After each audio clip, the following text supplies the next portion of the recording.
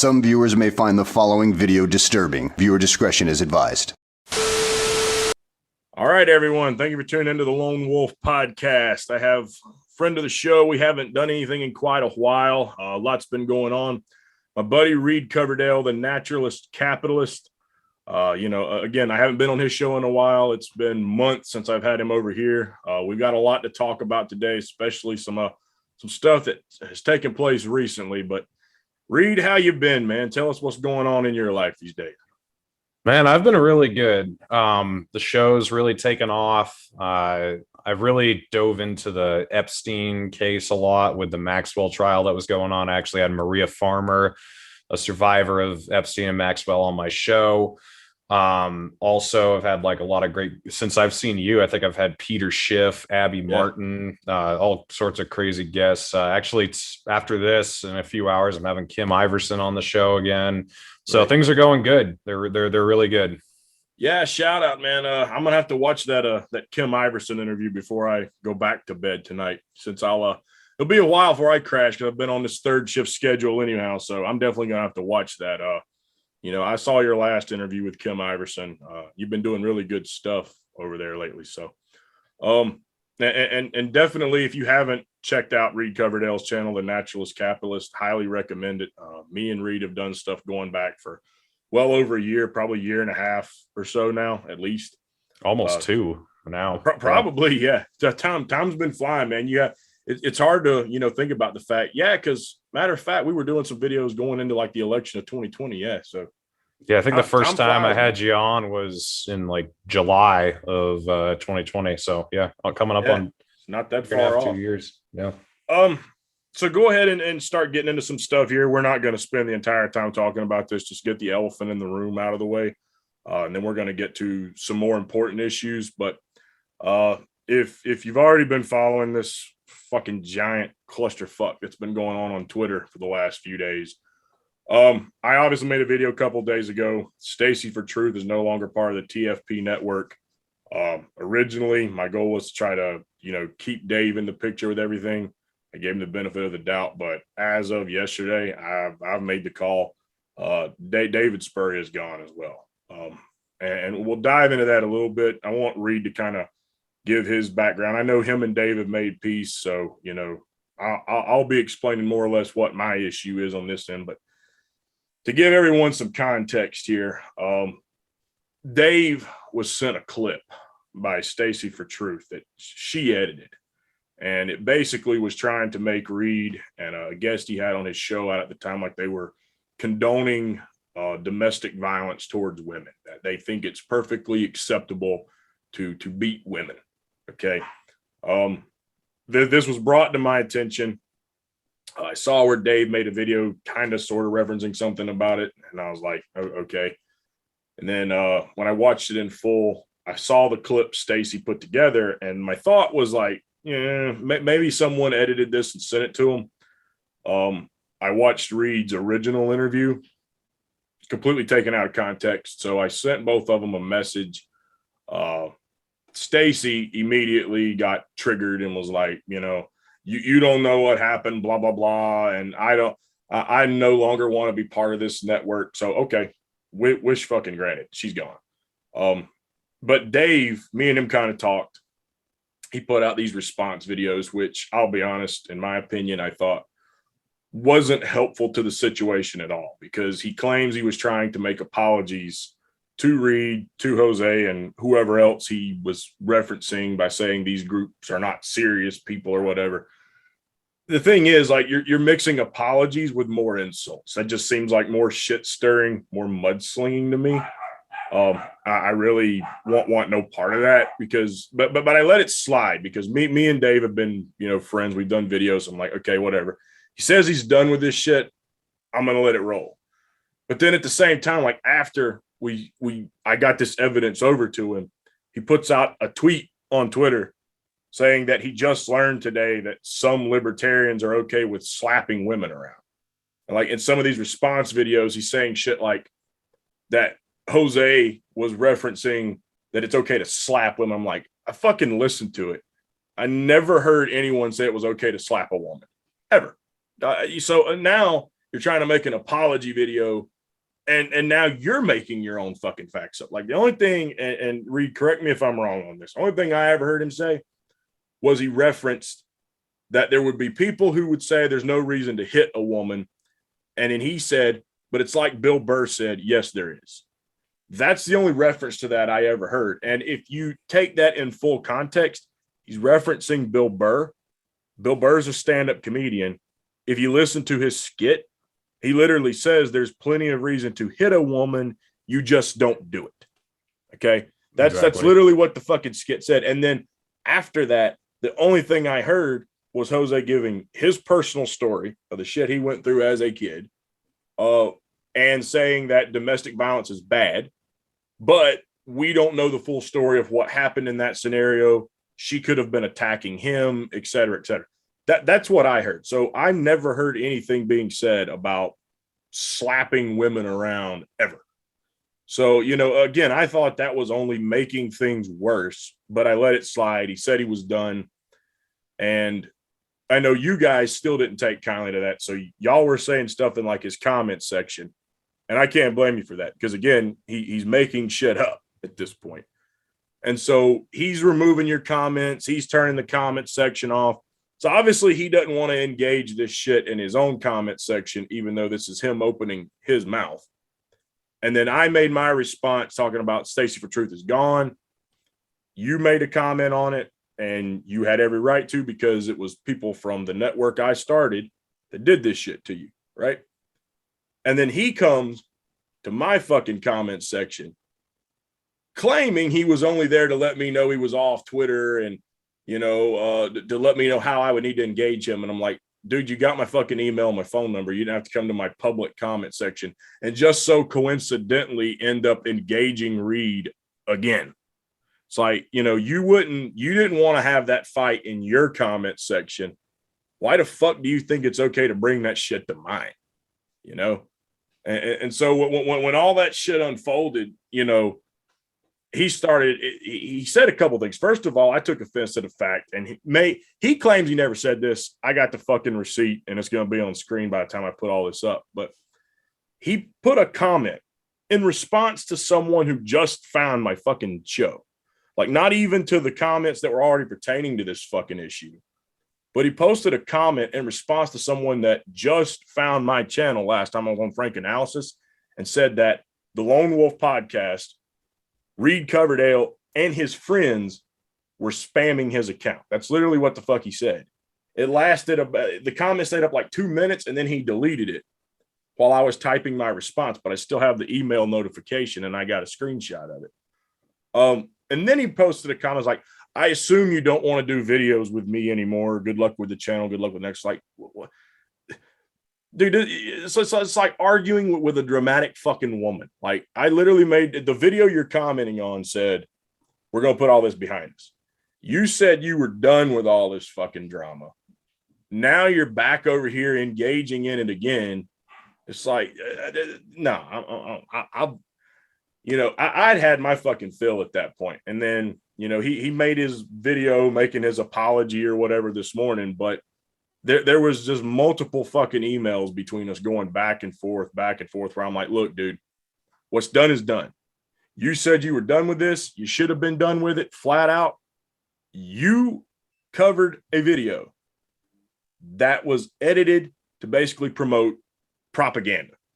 Flat out, plain and simple. Okay. Stacy edited that to make it seem like it was something it was not. All you had to do, and I'm not going to tell you what to say, but all you had to do was come out and say, hey, I fucked up. Instead, you made like 2 or 3 fucking videos tiptoeing around the fact that you were sorry. But fucking in one of them, you said you didn't even think it was deceptively edited because you still heard the words being said. 2, you're saying they were condoning slapping women. Never fucking said it. 3, on top of all that shit, okay, you're claiming you keep apologizing. He literally fucking said in like the last video, he was going to make a backhanded apology. It's like, dude, a backhanded apology is, I'll tell you I'm sorry just to make you feel better, but fuck you, I'm not really sorry. That's what a backhanded apology literally, like, look at the fuck up. The definition is I'm going to tell you I'm sorry to make you feel better, but I'm really not sorry for anything. It's like, what the fuck, dude? Like, and you wonder why they're not accepting this shit. And you've put me in the fucking middle of it this far along. So it's like he had a fucking problem now that he, especially after he made his sincere apology video with the puppy face in the fucking thumbnail. It's like, you know, hey, I don't get what your deal is, Charles. You're being unreasonable. It's like, no, motherfucker, I'm done with the drama.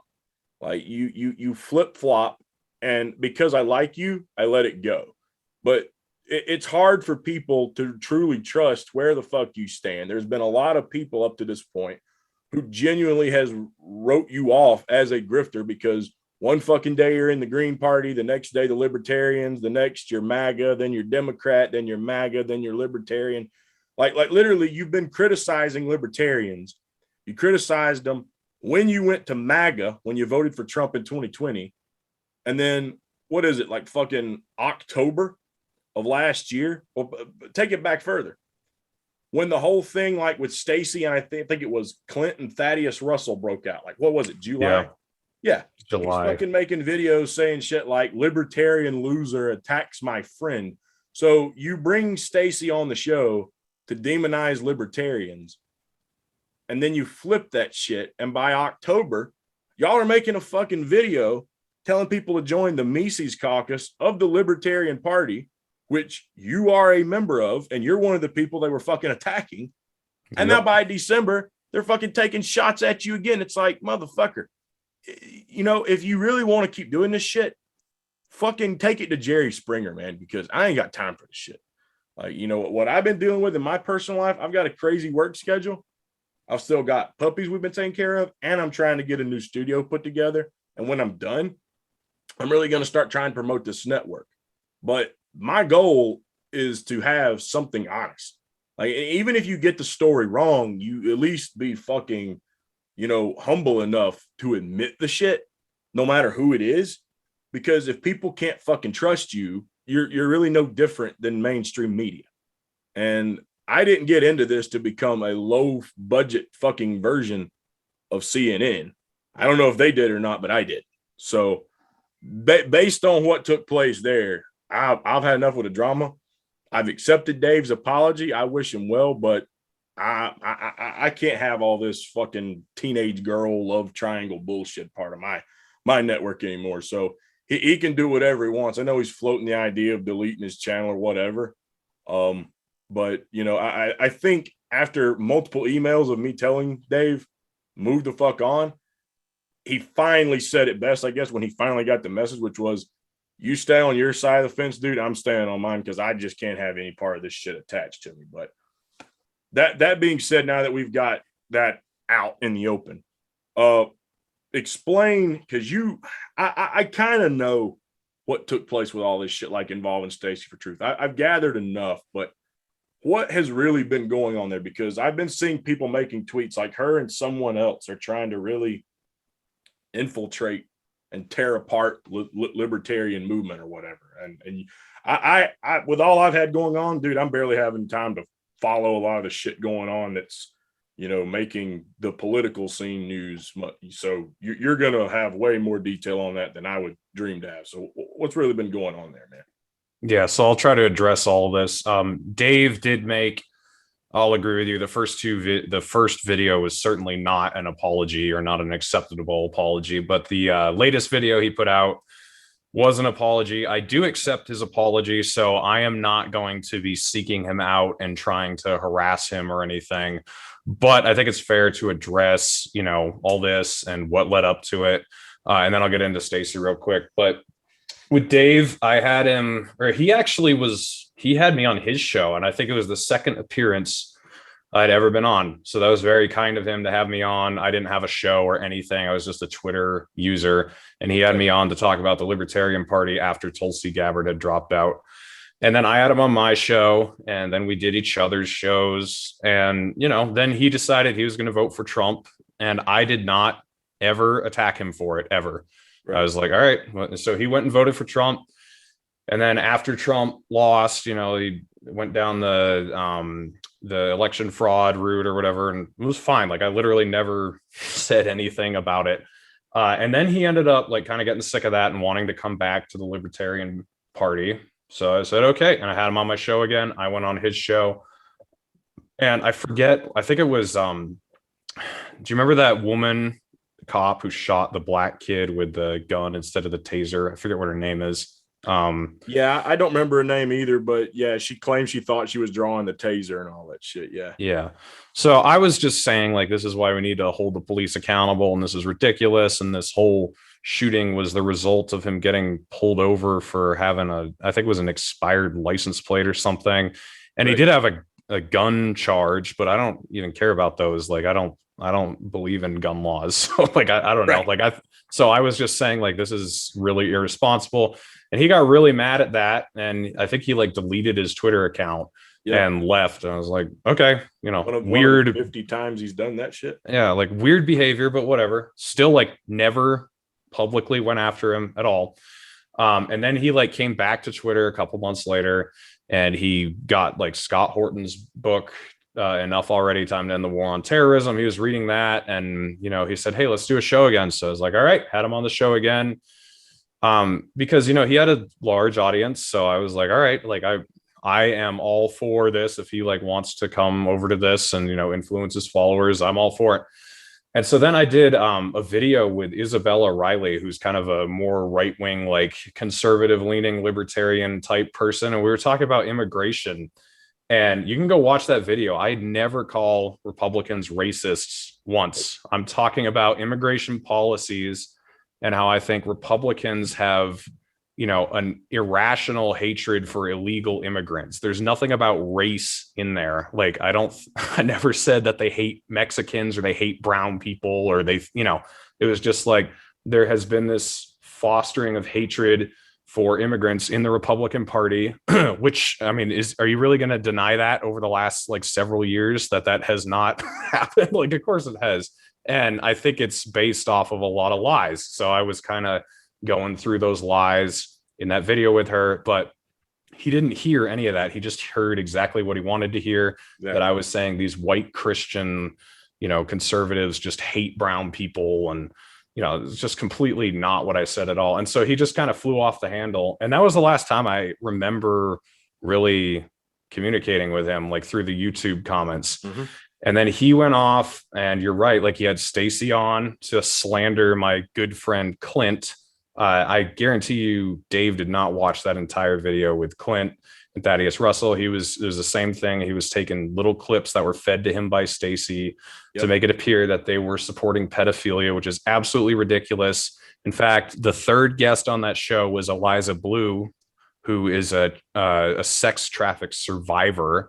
And the three of them were like talking about age of consent around like 17 to 19-year-olds, who are in high school having sex with each other. It's a complete, and by the way, like, if anyone doesn't know somebody who has done that in history, like I know friends who were, 17 when they got together, and then, like a 17 and a 16-year-old are boyfriend and girlfriend. And then the guy turns 18 and the girl's 17. Do you think they stop fucking for a year until she turns 18? Like, hey, I've got to chime in. That was me and my wife. Yeah. We met in high school. I'm a year and a half older than her. I was born April of 96. She was born December of 97. So you didn't stop screwing for a year and a half until she was old enough? No, I didn't. No. Yeah. So that's what by the time I had already, like, she was getting ready to approach her senior year, dude, we got fucking engaged. Yeah. Like for that matter, her mom got married at 16. The hell with that. My dad was 20 years older than my mom. Now, he didn't meet her when she was in high school, but that's a fucking 20-year age gap. Like, and ironically, it's because I want to hear the rest of this, but isn't there something just freaking odd? Like, and I'm not advocating that you would be able to do this with a 6-year-old if you were a grown fucking man. Like, if you're 26 and the girl was sick, no, you're sick. Okay.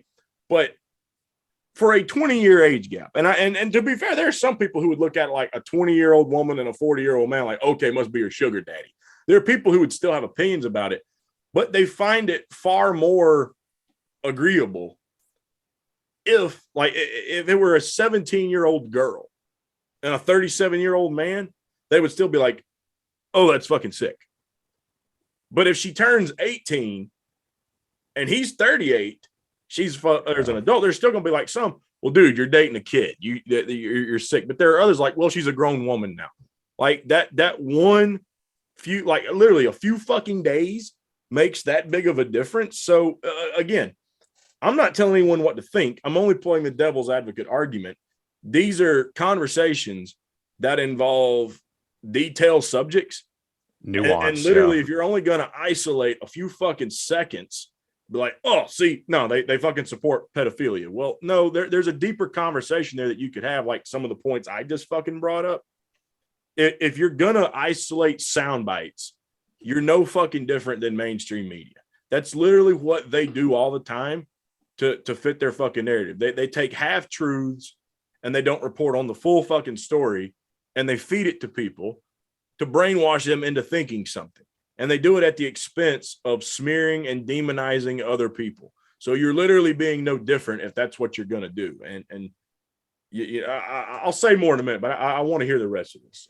Yeah, I completely agree with you there. So he and Stacy have just like continued to attack Clint and me. They've been making ridiculous assertions. And the thing is, they would like not be explicit. They wouldn't say exactly what we did or, even call us out by name all the time, but they keep referencing that, there are people in the Libertarian Party who, are trying to actively push out Christians. Like that is the biggest joke I've ever heard. I do a monthly session called Capitalist Communion with 2 Christian friends of mine and another atheist. And we just like have a round table talking about libertarianism and Christianity and religion. And, most of my close friends are Christians. Most of my family are Christians. I'm an atheist, but I am not hostile toward, I know you're a person of faith. You certainly don't get offended by me, like it's just an honest disagreement we have. So that was another thing taken out of context, like just one tweet, to make it frame, try to frame things like I am trying to actively push Christians out of the movement. And this just goes on for months and months and months. And honestly, like after, I don't know, probably after like August, September, like I just unsubscribed from Dave and just didn't pay attention to him. I was like, whatever, like I'm not. And so then all this stuff that they were taken out of context with the woman who was a victim of domestic abuse happens. I'm not going to get into the details of that because you can go to my channel and look up my defense against bullshit accusations. You can go look that up on my channel. That goes into that but I don't want to talk about it here. But anyway, I was heavily slandered that I like tried to cover up domestic abuse against a woman, which the opposite was true. I tried to help her. I tried to help her come out about it, and it backfired. And me, and then also Clint and a bunch of my friends got dragged into it. And so then Stacy decides she wants to go to war against us on top of the other things. She wants to add this to it.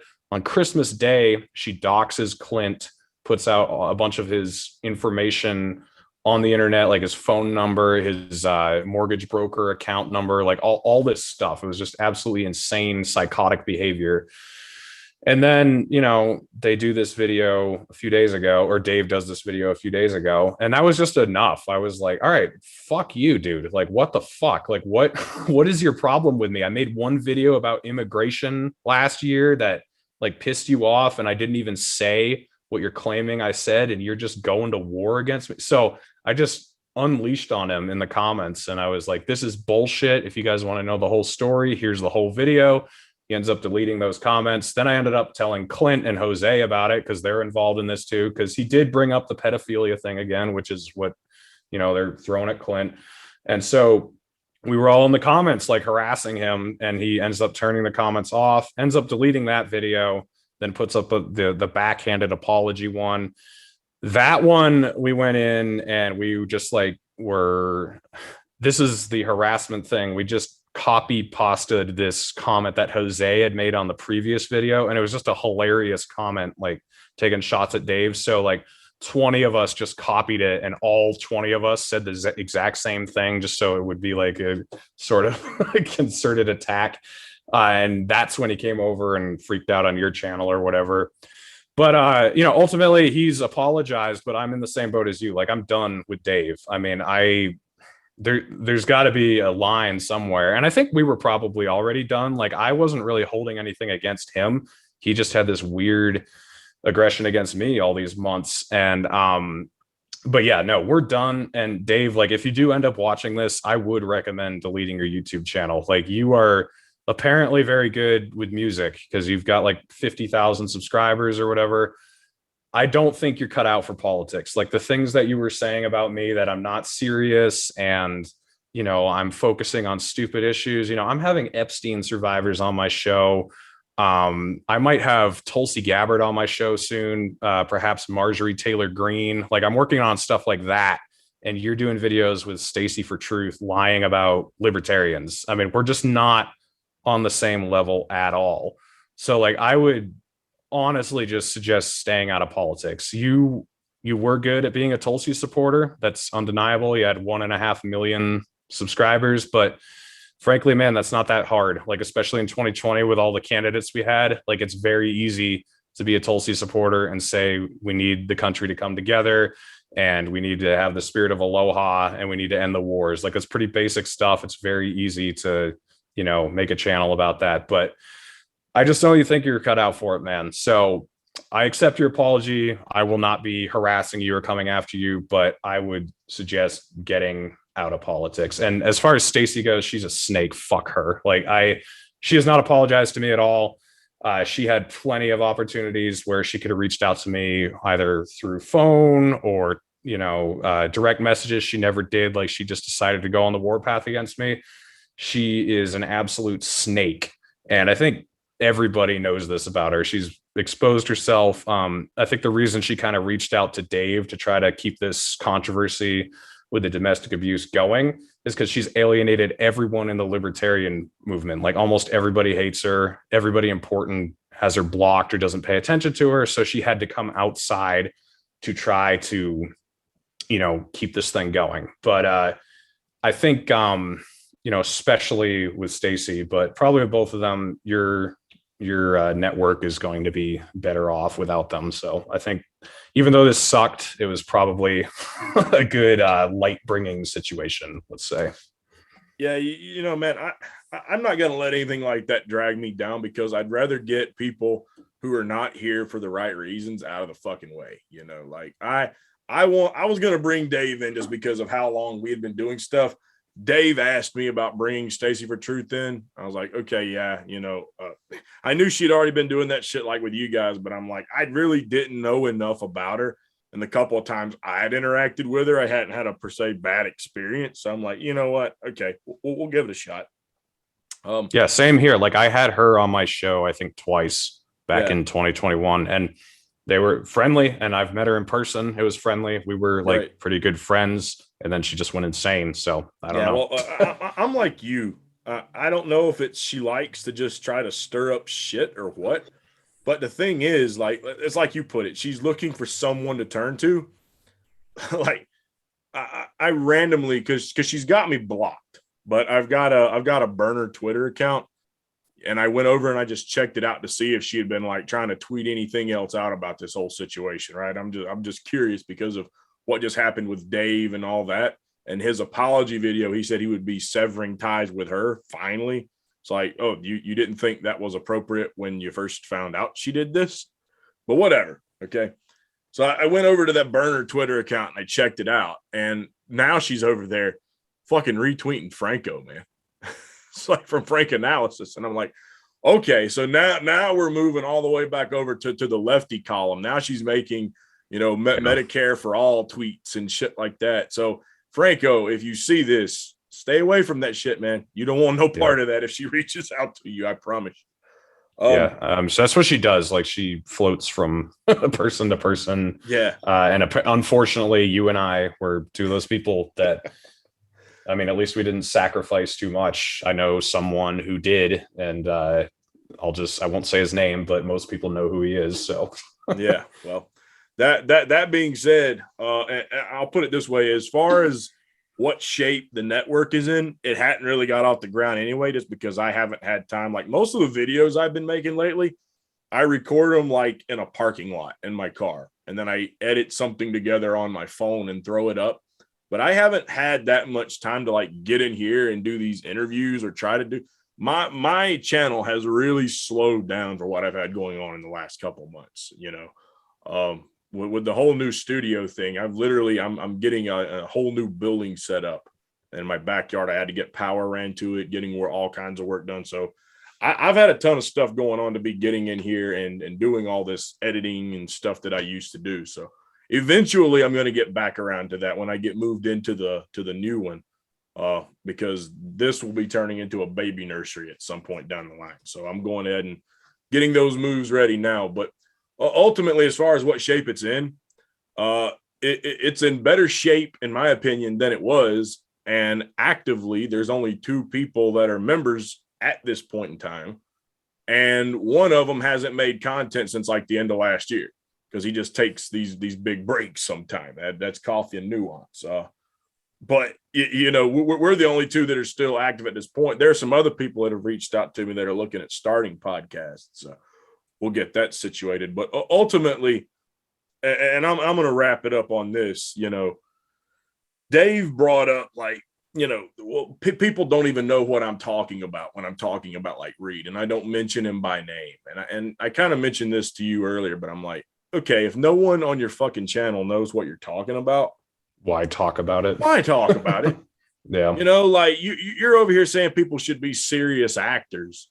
If you're going to talk about it, you think it's worthy of talking about, explain what you're talking about.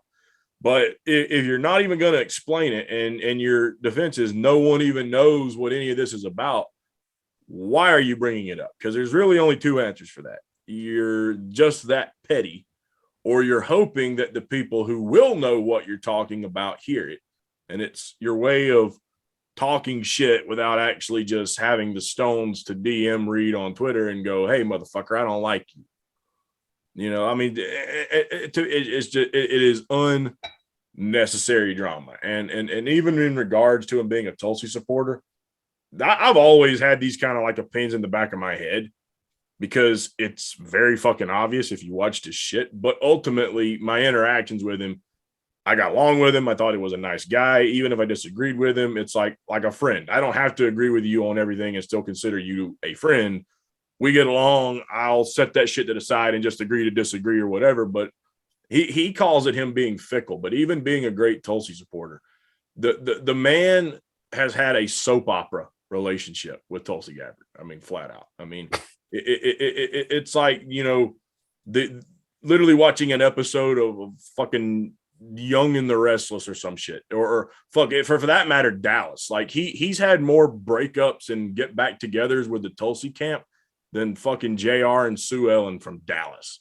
I mean, it's bulls. Like when she dropped out, and I had my problems with it too, but I've been consistent. I'll still criticize her on that and the way she handled that to this day. I mean, I'm just being honest. It's how I feel about it.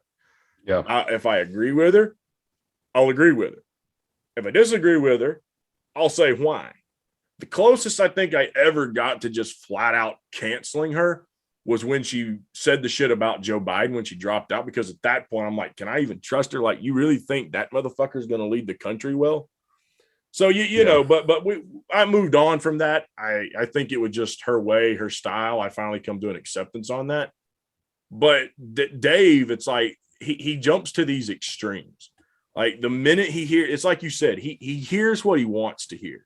He'll take something someone says, isolate that, ramp it up times 10, not hear anything else that was said. So like, there's reasons to possibly defend yourself from a woman turns into it's okay to slap around women. Tulsi Gabbard says this one thing about foreign policy that me, you, and him probably disagree with.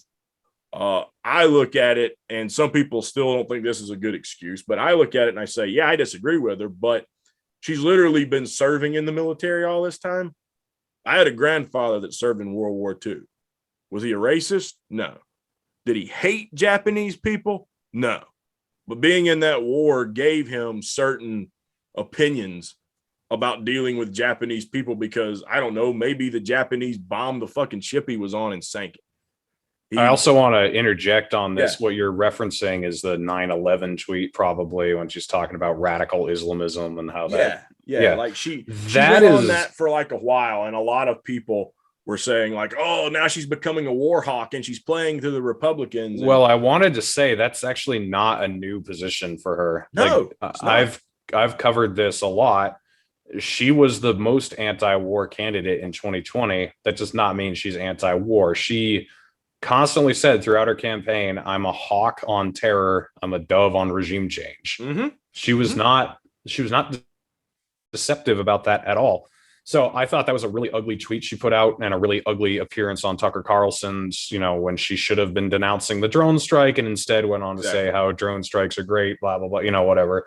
Yeah. Completely disagree with her. And I was definitely pissed at her, but I did not see that as some new thing. I was like, oh God, yeah. Oh, I knew this about you, but it's kind of like whenever she talked about gun control during the campaign, it's a position I knew she had that I really hated, that she didn't talk about much, but then when it came out, it was like, oh, so, same thing. So if any of you thought that was a heel turn or that she got bought out, like, she's always thought that. We haven't had an anti-war mainstream candidate since Ron Paul, even Rand Paul. He wanted to declare war on ISIS and, all this. Like, we haven't had someone against the war on terrorism since Ron Paul. So exactly, deal with it. And I explain it like this to a lot of people. It's like I said, if you want evidence that this is just how a lot of human beings think, she served in the military, just like my grandfather when the USS Chicago sank.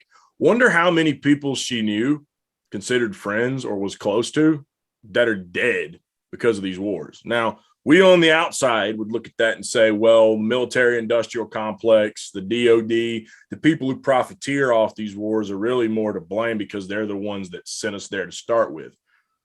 And that is true. But if you're there in the middle of that hell, all you know is that a suicide bomber potentially is the reason that person's dead. You might know the rest of it. You might even sit down and hear the facts explained to you, but there are going to be points in time where rationale just takes a back seat to your emotions. Okay. And if you don't believe me on that, look at what happens all the time since we've had like the protests with cops and the Black Lives Matter stuff. There have been plenty of issues where the cops are 100% in the fucking wrong. Should go to jail. Like, me and you referenced earlier, like the woman that drew her gun out and shot that kid instead of using her taser. Yeah. Okay. But there have been other instances, not even pertaining to the police, where people have tried to rob a store at gunpoint and someone in the store was carrying a firearm and shot them down. And the family's coming out and they're like, oh, well, he just shouldn't have done that. This is our kid. He shouldn't have killed him. It's like, yeah, well, your kid's holding someone else at gunpoint, threatening their life. Okay. Yeah. To some people, it's okay. It's you or me at this point. Save my life or you could end mine. So it goes back to the whole actions come with consequences. And even though it is correct, your kid did something wrong. He was holding other innocent people up at gunpoint. To them, what's more important? My kid's dead. Yeah. And you killed him. Whether he was right or wrong, my kid's dead now. That's how a lot of people look at that stuff. And it obviously is going to have an influence on their opinion. So the way I look at that situation is, if you think there is any sort of potential in Tulsi Gabbard, if you see anything in her that you think she would be a good figure, whether it be to hold office in the Senate or podcasting or even a presidential run or whatever, if you think that there's any sort of hope to her, canceling her when you find that disagreement is anti-productive. That pinball back and forth, the best thing to do would just be to put the public pressure to explain why you think she's wrong on that. But canceling her as a whole, okay, wow, now the grassroots movement's dead. She's done. Who are you going to go with now? Okay, now you got to find someone else. So to me, it literally, and it's ironic coming from him because he's so anti-cancel culture. you're literally engaging in like a form of anti-culture at that point.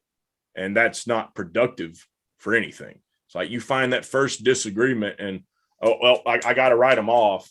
But then a couple of months later, she'll say something that you agree with and you're right back in the band camp. It's like, dude, this much back and forth is going to give us whiplash, you know? Yeah. And so knowing all that and then what just happened, I'm moving on. I'm putting that behind us. So, you know, if anyone else has got any questions about what's taking place at this point, I would refer, you know, watch the videos, which Dave's taking most of his stuff down in regards to it. But, you know, you can dig through if you want to find it. We're moving on. I recommend Dave do the same. I agree. If Dave, this is my personal opinion, man, if you can't figure out where you stand on stuff, and stop all this whiplash back and forth and stop engaging in the drama you want no part of, then you probably should just stick to music. If you want to talk about the serious issues, start just doing that. You know, I think a large part of what he's been doing to some extent is because his growth has stagnated. And I know all about that. Mine stagnates a lot too over here on this show, but I think he just tries to look for any sort of avenue to like get clicks.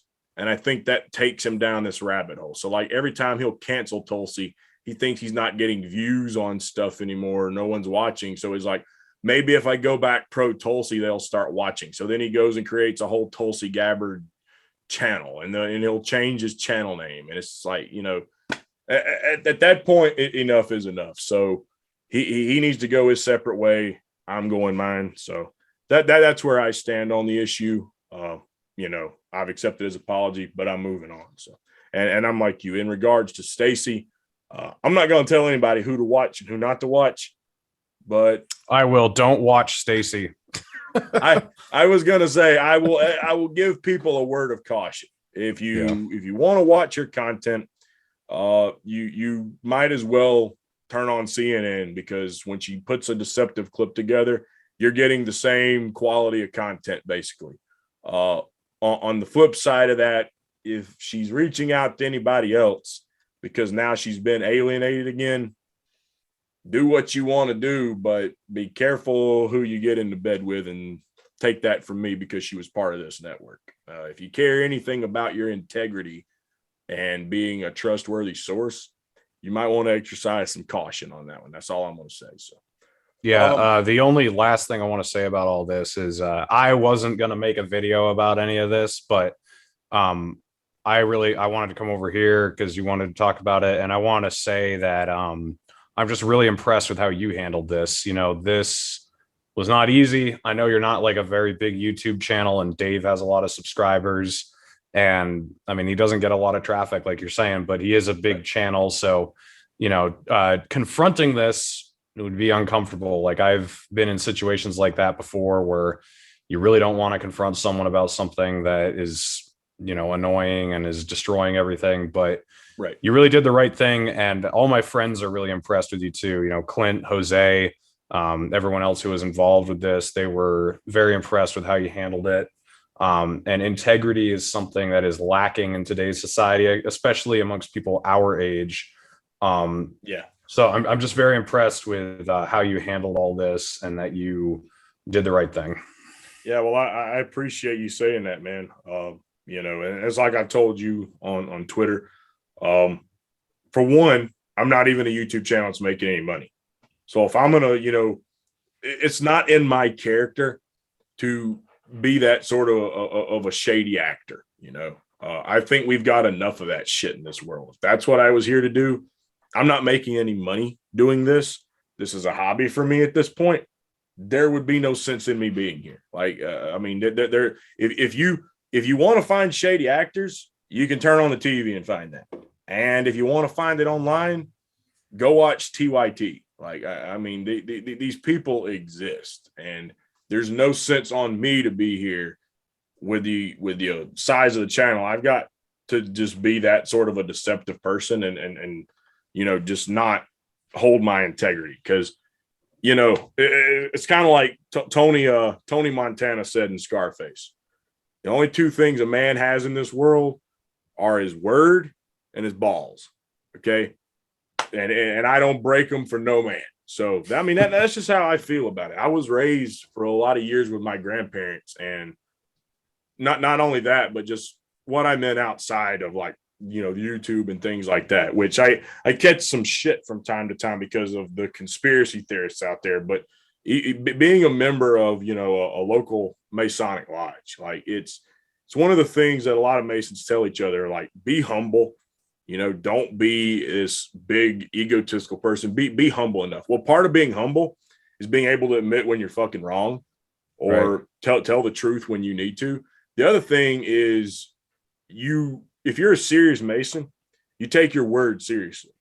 Now, literally, that's where the whole conspiracy theories come from. Like, oh, because it's a secret society, because we don't talk about the things you learn in the 3 degrees or whatever, right? And everybody's like, well, what the hell's going on? The Masons don't break their word. So literally, there's lessons taught to you, like, you should be a person of character. You should be a person that honors his word. If you're not a person that can't even honor his word, you're not a trustworthy individual. So, and that's just genuinely how I think about stuff. So it doesn't matter who it is. And I said this to Dave, I consider you a friend. So obviously, when this happened, it really hits more home to me, because I'm like, okay, no, something's really got to be done here, because I consider you a friend. I'm not going to have anything that's attached to my name demonizing you with some bullshit. But even if it wasn't you, pick someone that I can't stand. They could have done that shit to Sam Cedar.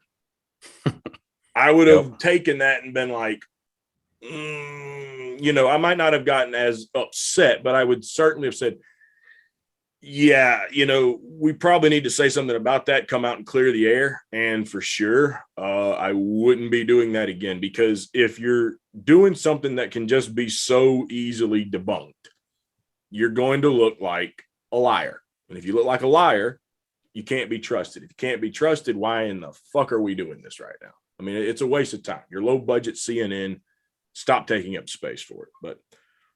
But again, I appreciate those kind words, and you know, I'm glad we can move on past this now. So go into some other things here, because I know you'll have to run. You got the Kim Iverson thing coming up in a little over an hour here. So run a couple of things past you, and then I want to get your take on some stuff with the next little bit of elections. But this will kind of segue into the election stuff. I saw where you had liked a tweet over on Twitter when I made this. Like, so last time I went on Franco's show, and I made a video talking about this like a day or two ago. There was someone, when I was talking about, you know, things we can do outside of voting, and I know Franco has got to the point now he doesn't have a lot of confidence in the third party stuff. He wonders if the system is just too corrupted. Can you vote your way out of this sort of thing? You know what I mean? Right. And I would say, at the very least, you know, I wouldn't say don't vote, but I would definitely say we need to look for other things that we can do to send a message to the people who are corrupting the system. Whatever you can do, you know, right.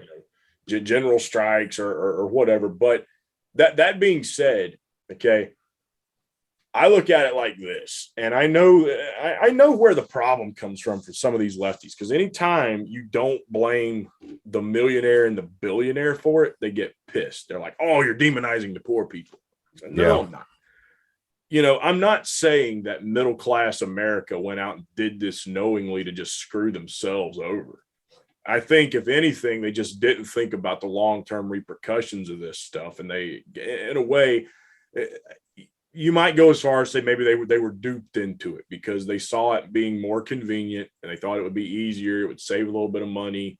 So they made this choice. But a lot of small business went out of business when, like, big companies like Walmart just came in and ran them out of business, because one-stop shopping was way more appealing to the consumer base, right? And so, you know, ultimately, that's part of, like, the whole concept of, you know, competition, you know, the free market doing its thing. The consumer gets to decide, okay? And unfortunately, the consumer made the choice It's more convenient for me to give my money to people that are already rich than to support a small business within my own community that's owned by someone I can relate to more than the Walton family. Okay. Now, they might not have sat down and thought about it in those terms, but they still wound up doing it. And as a result, small businesses closed up shop, went out of business. And as these companies, whether it be Walmart or Amazon or whoever, have gained power and gained money, they've gained power and influence. And they've used that to lobby politicians, almost use legalized bribery. And so the point that I was making on the show was, I'm like, don't voluntarily just keep giving your money to these big, massive chain stores if you can afford to not to. Now, I'm in an easy place because a lot of times you go to the mom and pop shop, they're having to pay a little bit more, right? Yep. Well, I got a feeling you're going to be on the same page as me on that, but I want to hear your take in a second. But one place where you probably don't have to pay more money would be like locally grown produce sometimes. If nothing else, I can go to the flea market and there's like a family of Hispanic people that just run this stand. And man, they've got vegetables. I mean, big vegetables compared to what you could find in a grocery store. Eggs that make grocery store eggs look, puny. And I don't even eat eggs, but you can just look at them and tell like that's a big egg. Like some of them even got like the double yolked eggs and all that stuff. You don't see that stuff in the grocery store, right? Right. You could go there, spend your money there if you've really got a problem with these the rich and powerful, or as some would call them, oligarchs. If you really got that problem with that, spend more of your money over there. And now you're reinvesting it right there in the people who live right amongst you. That's something you can do with your own money that you don't have to go vote on. And if enough people do it, it's going to start sending messages to people, right? Right. So that being said, I said that somebody replied in the chat, and apparently there are some people who genuinely feel this way. They said, why should we support and save small and local business? They were paying starvation wages before the pandemic. Why should we save them now? We need more worker-owned co-ops. So I'm going to end on this, and then I'm going to get your take. Okay, worker-owned co-op. If you can have it around and it's working, wonderful. Right now, I don't see them around here. So if I got to spend my money, and you say I shouldn't save the small business, then let me get this straight. You encourage me to spend it to the rich, the people you're always griping about as being the problem here. And now I've got two options: try to support local business or support the rich guy you gripe about that has the money to bribe politicians. And I should just tell the middle class guy with a small store, go to hell and spend my money over here. That sounds counterproductive. What do you say to that, man? Well, yeah, you're absolutely right. And I think this is unfortunately the end result of left-wing thinking. Like, I don't think it works. Like, I think that you do end up being a corporatist. Like, every time you try, like, I mean, like the hilarious thing about China, like the Chinese Communist Party, if you're a card-carrying member of the Chinese Communist Party, then you're allowed to own like lots of property and stuff. And it's just like, what? Like, so it's such a joke. And I think they, the corporations realize this, that you can really kind of weaponize the left to create all sorts of corporate profits. I mean, they certainly did that over the last year and a half. I mean, look at who's supported most of this stuff. Like, I'm not saying that the Republicans did much to oppose it, but it was definitely mostly pushed by the left, So yeah, it's absolutely crazy, man. Like seeing the same people who were, all skeptical of big pharma apparently in 2019 and 2020, just like 100%, like, if you don't put this in your body, you have no civil rights anymore. Like that's that's a funny switch. Coming from the people who said my body, my choice for how many years? Yeah, that too. My body, my choice. And like the pharmaceutical companies are the enemy of the people. Now, if it's not your choice, you must put this pharmaceutical product in your body. And if you don't, you have no rights. So yeah, I just don't take the left seriously at all. I mean, some of them like Kim Iverson or Abby Martin, but they're outliers, like especially Kim Iverson. Like I'm looking forward to talking to her tonight. It's going to be interesting to hear her thoughts. Like she's been saying, I saw a tweet where she was like, I'm just going to vote straight Republican next time. And, this is the most important thing we're fighting against. So I don't know. I think that's just kind of I'm not surprised by, I find it ironic that they're doing that, but not surprising. Like we've seen it before. We'll continue to see it. So I think that's like kind of the natural place you end up in. And in all fairness, there were more people in the chat who agreed with what I was saying than like that guy that disagreed. But it's just a good example of it's like, what in the world are some of these people who call themselves progressives thinking? If like, and focus on the wages. This is why I say I'm sure you're going to be on the same page with me as this. Why is he having to pay lower wages? This is something being, you being capitalist, you're going to understand exactly what I'm talking about. So this is like preaching to the choir here. If you see something I'm missing or you think I'm wrong about, by all means, let me know. But supply and demand, you got to get stuff into your store. Most of the time when you can buy it in larger quantities, you get more of a discount when you buy it. That just generally happens with a lot of businesses, right? When you can buy it, if you're the size of Walmart, I can buy this stuff in massive bulk, keep a lot of it stored in the back and bring it out when I need it. They'll sell it to me a little bit cheaper. If I own a little small hole in the wall shop and I got to order, I can't get that much stuff. I got nowhere to put it all. Which means I got to order in smaller quantities. So therefore, I'm paying more. I'm not getting that discount from the manufacturer by buying in bulk. The fact they can get it cheaper means they can probably sell it actually a little bit cheaper than what I can sell it for, because I still have to make a profit off this to stay in business. So when you consider that they're already at a price disadvantage because it's going to be more inconvenient to shop there because it's not one-stop shopping and you're going to be paying a little bit higher of a price, I've got to try to find a way to pull that price as close as I can to what they're able to sell it for because of the fact they've got enough money. One, they could take a hit even and still be okay. Two, they're able to buy in bulk. How can I do something to pull my profits, where I'm still higher and cut that cost? What do I have to compensate to cut costs for the good of the consumer? The obvious thing would be to compete with the same wages that they're paying at the other places. If Walmart's paying, back at the time, $12 an hour, I can pay $12 an hour. And it helps me. If I paid you $15 an hour, that's even more money coming out of my pocket. And I got to try to make this budget work over here. To me, that stuff is common sense. And the evidence I would give to back up that I think that's what's taking place with a lot of these small business owners, that's why their wages don't go up when they're literally a small business owner. They're part of that community.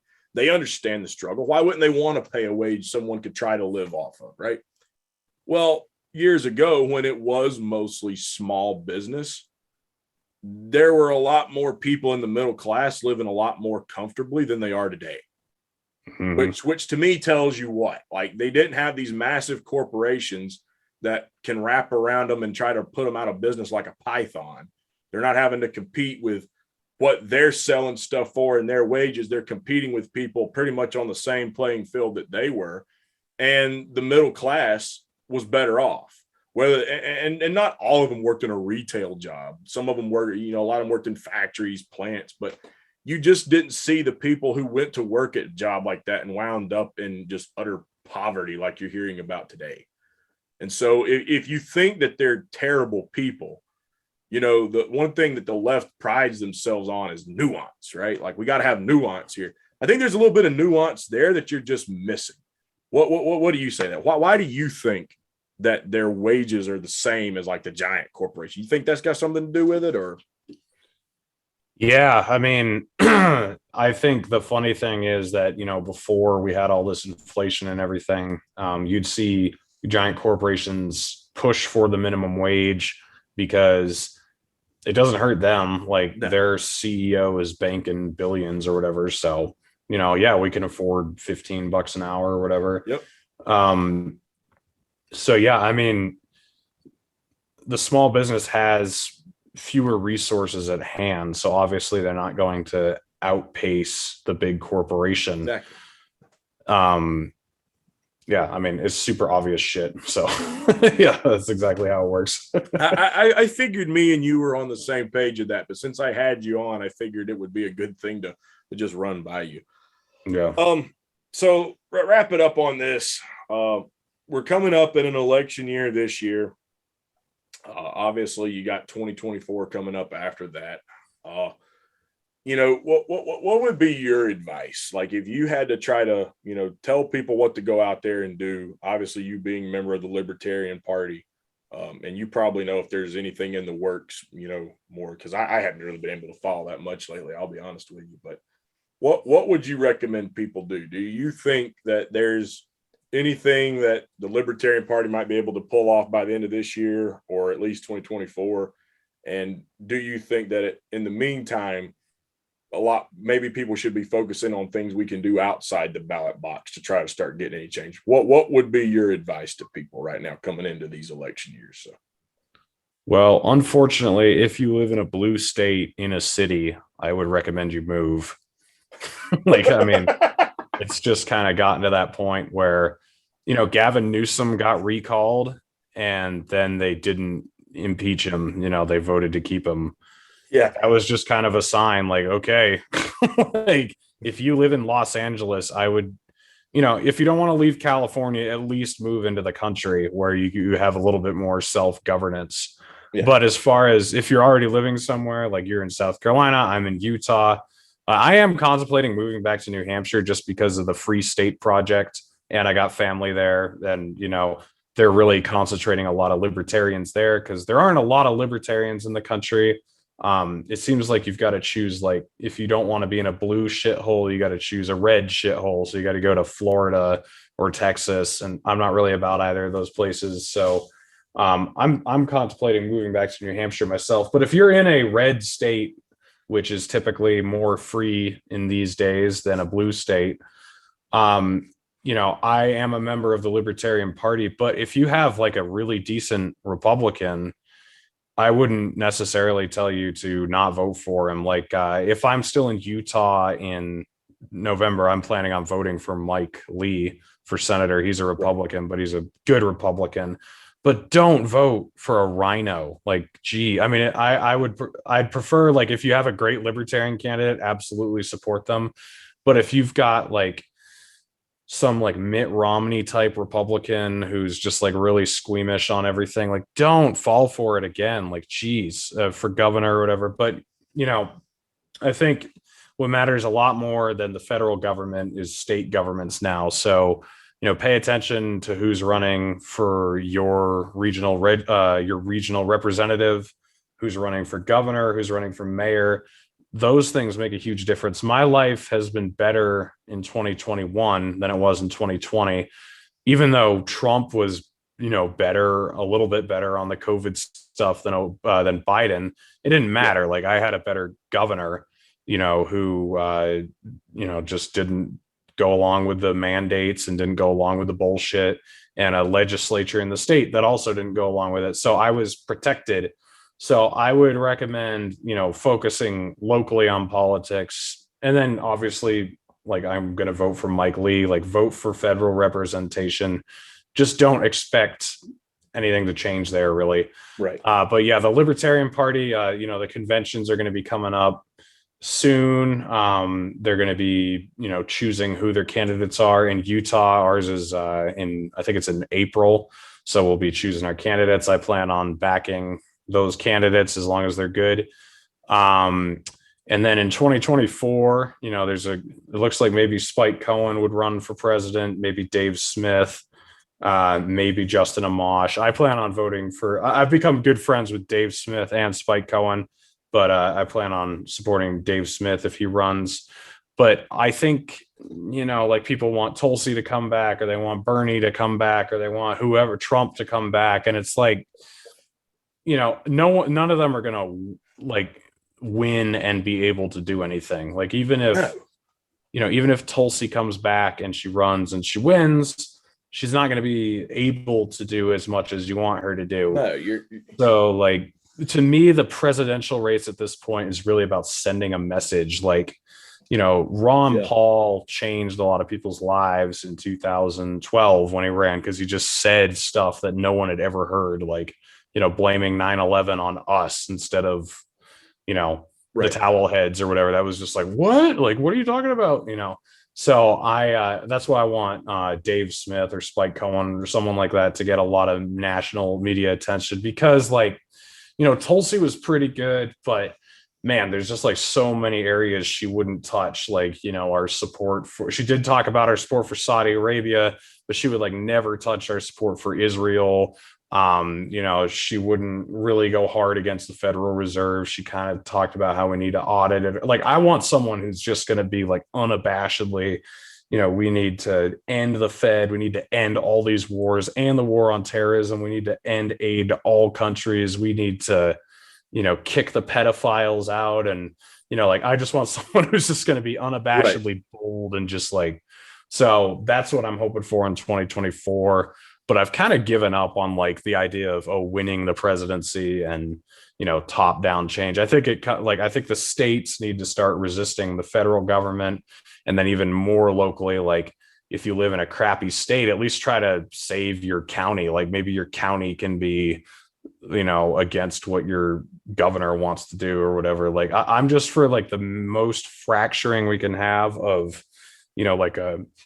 a single governing system. I want people to be able to govern themselves as locally as they can. So just get involved in your local politics, figure out who's running. But then, as you pointed out, you only get to vote once every couple of years. So what you're doing those days that you're not voting is way more important. Try to stay financially sound, try to prepare yourself for inflation and stuff. I have gold and silver.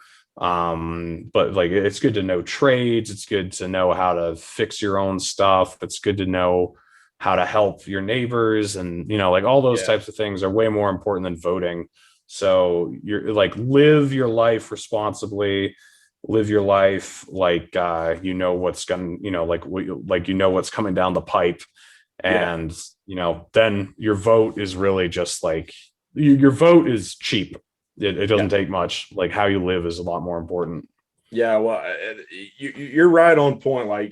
Learn as much as you can do to be as self-sufficient as you can be. I can give a personal story on that. The studio I'm getting ready to set up right now, if I had hired contractors to come do all the work I've been doing out here, just in hooking up power to it, because I actually just to see what the price would be, I had a feeling I wasn't going to like it. But I said, I'll call an electrician out here just to see what to say, because I've got so much stuff going on. It's if I get out here and do it, it's going to be extremely time consuming. So let's just see what they say. By the time they were done, it's oh yeah, we'll do it for $8,000. What? So I went out, and it's I talked to a guy because I've fooled around with wiring, ceiling fans up and stuff, but installing a whole new sub panel, that was a new adventure. So I sat down, I looked at it, studied it, talked to a guy at my lodge, got some advice, went out, bought all the stuff. We got it hooked up. I didn't have to pay. The only thing I had to do was pay to get the stuff, got it done on my own. So you can save a lot of money when you learn to try to be more self-sufficient and not rely on, all these other things to get what you need. So I think that's real good, sound advice there. And as you pointed out with these elections, don't vote for rhinos. So I said this after the last election. I'm saying it again. When Lindsey Graham is up for re-election, I want to see a libertarian on the ballot this time. Don't let the Constitution Party outdo you this time around. Yeah, no kidding. Because look, Lindsey Graham is a rhino. Okay, flat out, he is a complete rhino. And South Carolina is red enough that they're not going to elect a Democrat, but they're fed up with Lindsey Graham too. And so I think a good libertarian with some elements of conservative values thrown in there could really win over some people in South Carolina. So that's my challenge. I want to see the Libertarian Party get something moving on that. But there'd be a lot more to talk about, but we're pressed on time. We're already approaching right at the 2-hour mark here. So I want to thank you for coming on, Reed. We'll have to bring you back on again sometime because, by the time I get you on, who knows, there could be plenty more to talk about. But it's been a pleasure having you on. Hopefully we can get together again pretty soon. Just give a shout out to anything you got coming up. Obviously, we mentioned the Kim Iverson thing, but let us know what you got going on, man. Yeah, well, thanks for having me on, and thanks again for your integrity throughout that whole situation. And yeah, I have Kim Iverson in a couple hours after this. I'm assuming that'll already be done by the time this video is up. Or I don't know when you're putting this up, but anyway, go to my channel, check out the Kim Iverson interview. And tomorrow I'm having James Lindsay and Phil Labonte on the show. I'll be having Scott Horton back on the show soon. Whitney Webb is going to be coming on the show sometime in the next couple months. Like I said, Tulsi, I just confirmed again a couple weeks ago with her booker that she is going to come on, but we're coming up on a year now from when she said she would do it originally. But, the other ones ended up working out, like Peter Schiff. That took a few months, but it happened. So I don't know. I'm still optimistic. I've reached out to Marjorie Taylor Greene, someone who works for her, who's pretty close to her, gave me an email to reach out to her. So I haven't heard anything back from that, but that would be cool. So I don't know. The sky's the limit. I was amazed how far I made it in 2021. So yeah, 2022, who knows? Yeah, well, good luck to you on that, man. We'll keep tuning in to check stuff out. And for everyone else, make sure you go check Reed out, give him a like and a subscribe over there. And also if you stumbled across this video and you like this video, give us a subscribe over here. If you like the video, give it that thumbs up, drop the comments in the comment box down below. I want to thank everyone again for tuning in. I hope everyone's doing well. Take care, and we'll see you next time.